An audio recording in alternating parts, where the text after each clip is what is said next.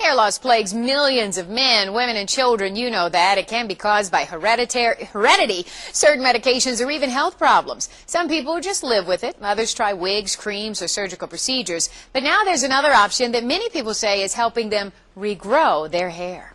With the shiny eye protection and glowing red laser light, Shelley DeFort could be part of a science fiction film.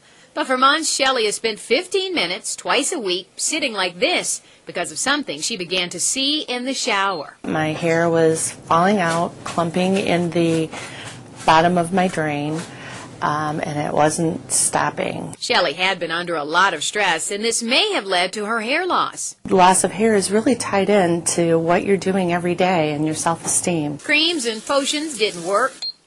Then a dermatologist mentioned a laser treatment that had recently been FDA approved. It engulfs the scalp and hair follicle in this nourishing light that helps the hair follicle repair itself and to start growing once again. The first step is a hair analysis. This device magnifies the hair and scalp 200 times. You can see large, healthy hairs, hairs of medium thickness, and others that are so fine they cannot be seen by your eye. The goal is to have more thick hairs and fewer fine ones. These hairs turn to these hairs, these hairs turn to these hairs. And eventually the fine hairs just fall out. Once these hairs fall out, that's it. There's nothing that can be done to bring those hairs back. That's why the best client for this treatment is a man or woman who starts while they still have a fair amount of hair left. And the more hair loss, the more treatments that are needed. The majority of the time we're going to have a person coming in about a year. Shelley has had about 38 treatments. This is how her hair looked when she began,